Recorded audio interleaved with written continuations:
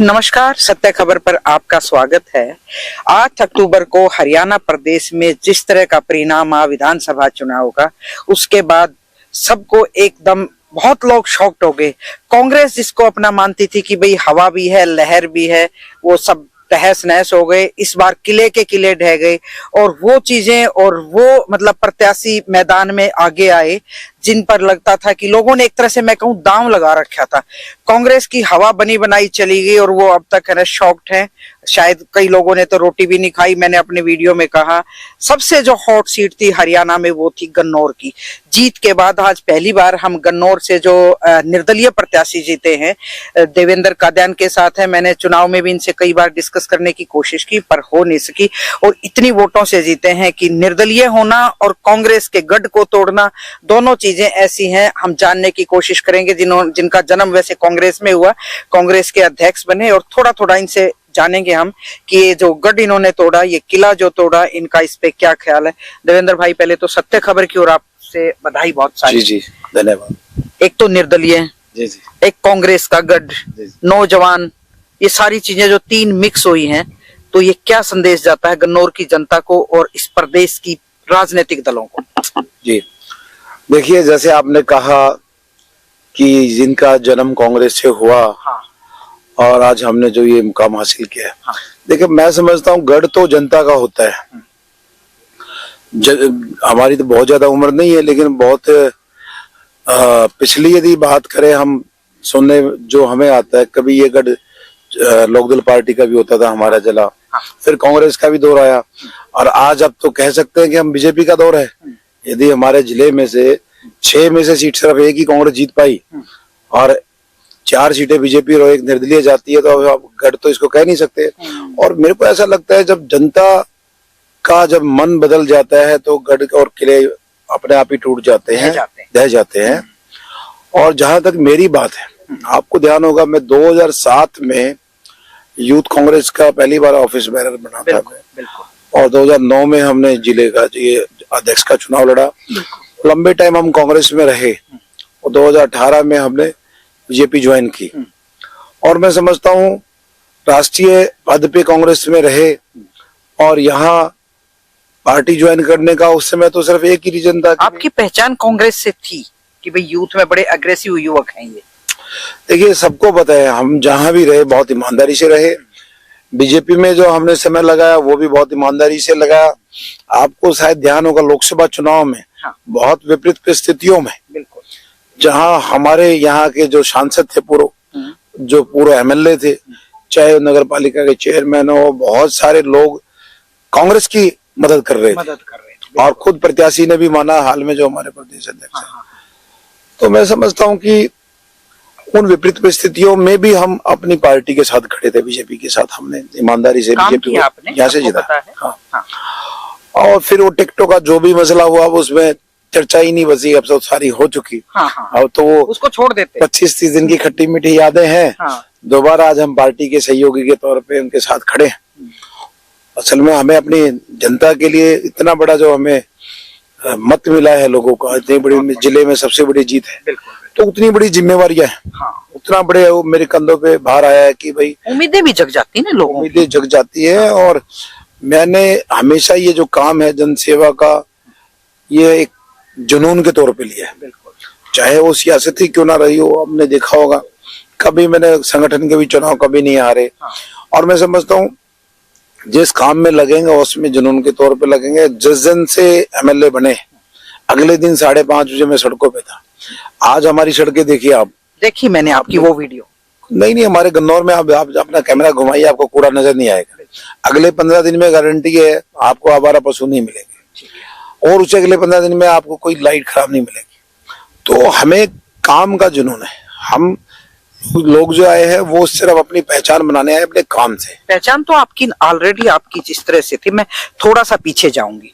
अभी 10 साल से भारतीय जनता पार्टी का शासन है और पिछले 2, 2.5, 3 साल से लगातार जिस तरह से आंदोलन हुए, चाहे वो किसान आंदोलन हो, चाहे वो सरपंचों का हो, खिलाड़ियों का, इन विपरीत परिस्थितियों में आपने कमल के फूल के प्रत्याशियों से भी ज्यादा जो वोट लिए, आपकी भूमिका पर इस इलेक्शन में बड़े सवाल उठे। मैंने यहाँ आई हूं मैं कई बार, तो सबके दिमाग में एक बात थी कि भाई बीजेपी का कैंडिडेट है, और उन परिस्थितियों में आपकी इतनी बड़ी जीत, इसके पीछे का थोड़ा सा मुझे राज बताएं। देखिए, ये जो चुनावी सीजन होता है, नॉमिनेशन से लेके और जिस दिन वोटिंग का दिन होता है, इस दरमियान बहुत सारी चीजें ऐसी आती हैं कि जिनका जो आधारहीन भी होती हैं, और जैसे कहावत होती है ना, भाई हाथी के दांत दिखाने के कुछ और खाने के कुछ, तो बहुत सारे नेता इस रोल में आ जाते हैं। और मैं समझता हूँ जिस तरीके से हमें बताया गया, कांग्रेस पार्टी के सबसे बड़े नेता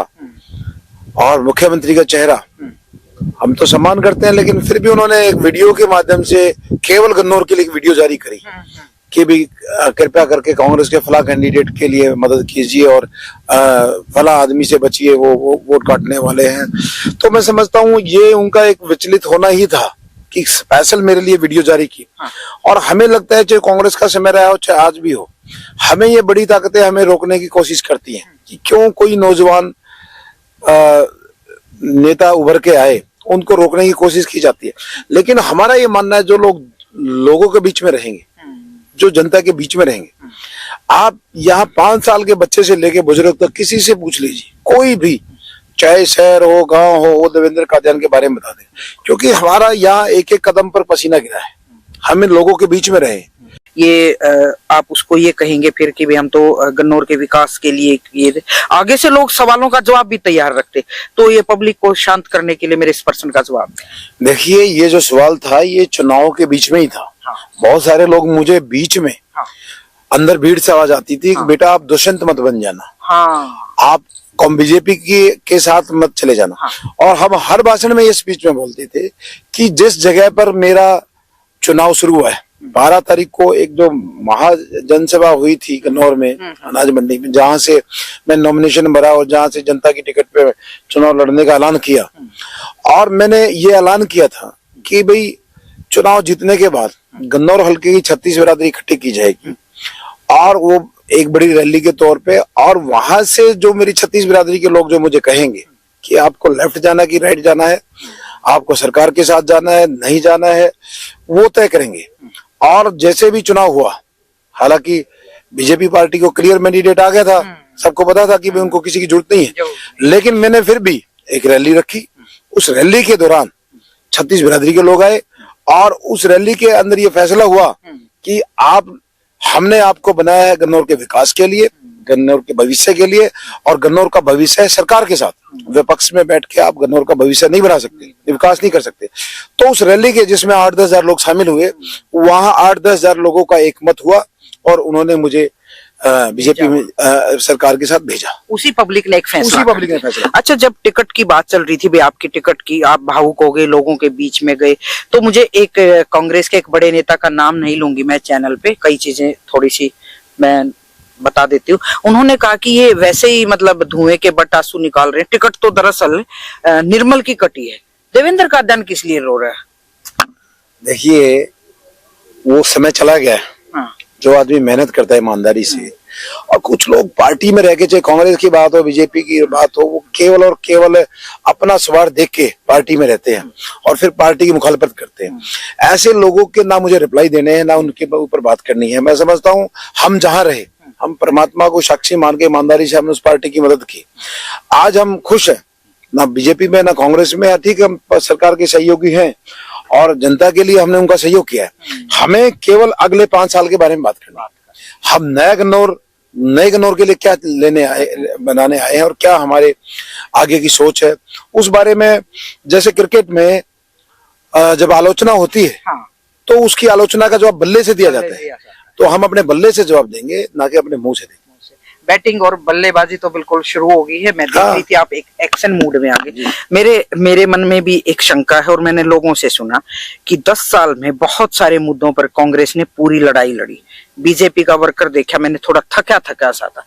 कांग्रेस ने बड़े, मतलब मैं जहां भी जाती थी, प्रॉपर्टी, आईडी, सारी चीजें थी, लेकिन उसके बावजूद भी जिस तरह से प्रदेश में बहुमत, बिल्कुल स्पष्ट बहुमत आ गया। आपको क्या लगता है कि इसके पीछे नैरेटिव सेट था या सिर्फ जनता ने एक मन बना लिया था भी जो भी पार्टी आई वो स्पष्ट बहुमत से आए?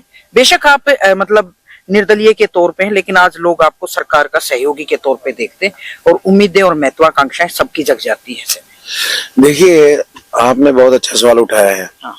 मेरा इस विषय पे ये मानना है कि यदि हम चुनाव से 1 महीने पहले का माहौल देखें तो बिल्कुल ये बात सत्य है। हाँ। कि मतलब कोई ये नहीं कह सकता था कि भी क्लियर कांग्रेस की सरकार आ रही है, बीजेपी की आ रही है। और कहीं न कहीं लोग कांग्रेस की चर्चा कर रहे थे। हाँ। खासकर हमारे जिले में, और दूसरे जिलों में तो हम नहीं कह सकते, लेकिन यहाँ पे थी। लेकिन मैं समझता हूँ चुनाव के अंदर बहुत सारी चीजें बदलती रहती है। आपकी रणनीति क्या है, और बड़े नेताओं के बयान पे भी बहुत सारी चीजें रहती है। वो नैरेटिव उसी टाइम फिट होता है। हाँ, हमारे यहाँ पर भी जो कांग्रेस के कैंडिडेट थे उन्होंने स्वयं भी, उनके बेटे ने कहा कि हमारे घर से पर्ची जाएंगी और आपको नौकरी मिलेगी। इसका मतलब तो आप जो 10 साल पहले आपने जो पैसों में खेल खेले, जिसके पास पैसे हैं, जिसके बाद नेता की सिफारिश है, उसी को नौकरी देंगे। इस बात का बहुत नेगेटिव लोगों ने लिया कि आज से पहले 10 साल यदि सरकार बीजेपी की रही है तो बीजेपी की सरकार में तो नौकरी बिल्कुल ट्रांसपेरेंसी से मिली है। एक गरीब के घर में भी, जिसके घर में ना पैसे है ना सिफारिश है, उसकी भी नौकरी मिली। और आज कांग्रेस बनने से पहले कह रही कि हमारे घर से पर्चियां चलेंगी। तो बहुत सारी चीजें बड़े नेताओं के मुंह से निकली हुई ऐसी चीजें उसका प्रभाव डालती है। दूसरी चीजें, मेरा बड़ा मानना है, जब तक आप 36 बिरादरी को एक माला में पिरो के नहीं चलोगे, जब तक आप विश्वास ही नहीं जताओगे कि हम 36 बिरादरी के लिए सरकार बना रहे हैं और अपनी लीडरशिप को, अपने जो परिवार है, आपका संगठन है, पार्टी है, उसको एक साथ नहीं लेके चलोगे तो आपका नुकसान होगा। तो कई भाई बड़े कारण हमें कांग्रेस में नजर आते हैं। देखो, मेरा उतना अनुभव तो नहीं है, लेकिन मैं अपने, मेरा जो मानना है मैं वो बता सकता हूँ। इनका जो आपसी जो झगड़ा था, सबको एक साथ लेके ना चलना, चाहे मुख्यमंत्री की कुर्सी हो, जो इनके आपस में तालमेल नहीं बन रहा था। और मैं समझता हूँ यदि सोनीपत में 6 में से यदि 5 सीट कांग्रेस गंवा रही है तो इसका मतलब मेरे को नहीं लगता आगे इनका कहीं भविष्य, मुझे लग रहा है। और हालात ये है कि भाई अब तक इनको ये समझ में नहीं आ रहा कि हमारे साथ हुआ क्या है सब तक। और बेहोश है। और ये सच है, जहां सोनीपत रोहतक झज्जर को गढ़ मानते थे, आप लोकसभा का चुनाव उठा लीजिए। लोकसभा में भले ही यहाँ से बीजेपी सीट की चलेगी, लेकिन 9 में से 5 कांग्रेस जीती हुई है। तो इसका मतलब गढ़ तो उस टाइम ही नहीं था। आपकी रोहतक पार्लियामेंट जीत तो अब 3.5 से ज्यादा, 3.5 लाख से ज्यादा, और ये जीत तो 20,000 से। इसका मतलब रोहतक और सोनीपत बिल्कुल भी अब मैच नहीं होता है। गढ़ आपका, सोनीपत पहले ही जा चुका था, इस चुनाव से पहले जा चुका था। अच्छा देवेंद्र भाई, बड़ी मार्जिन, बड़ी जीत, और सबको लगता था कि भाई एक सहयोग पार्टी का पहले से ही आशीर्वाद और अपने गन्नौर का विकास करना है। कोई मंत्री की, कोई चेयरमैन की, कोई हमारी, ना तो हमारी कोई इच्छा है ना कोई इच्छा है। और मैं समझता हूँ ये सारी फालतू की बातें। अभी 17 तारीख को ओथ है। हाँ। सब क्लियर हो जाएगा, हम सामने बैठेंगे। आप भी शामिल होंगे ना? नहीं, नॉर्मल लोगों के बीच में। और मंत्री जो बनने वो सामने होंगे, हम भीड़ के अंदर मिलेंगे। आप कोई मंत्री का चक्कर नहीं है। हमें अपना समर्थन केवल गन्नौर की भलाई के लिए दिया है, इसके विकास के लिए दिया है। कोई हमारी डिमांड नहीं है, ना कोई उम्मीद है कहीं दूर दूर तक भी। अच्छा, बहुत बहुत शुक्रिया। ये थे हमारे साथ देवेंद्र कादयान। बड़ा स्पष्ट कर दिया कि इतना बड़ा दिल है कि मैं पब्लिक में बैठ के उस शपथ को देखूंगा कि कौन कौन लाल बत्ती और लाल जो झंडी वाली गाड़ी है। लेकिन फिर भी एक बड़ी बात है, जिस तरह से इन्होंने काम करके एक ये गढ़ तोड़ने का जो बात आ रही है, इससे लोगों की अपेक्षाएं और काम करवाने की जो महत्वाकांक्षाएं जगी हैं, देखते हैं कादयान साहब उनको कैसे पूरा कर पाएंगे और कैसे इन पर खरा उतरेंगे। बीच बीच में कादयान साहब हम आपसे सवाल भी करते रहेंगे, क्योंकि पब्लिक बोलती है और पब्लिक समझती है, उनके सवाल हम आपके सामने। सत्य खबर पे आप हमारे साथ बने रहिए। गन्नौर से सारिका की रिपोर्ट। नमस्कार। सत्य खबर, सत्य, सटीक, बेबाक।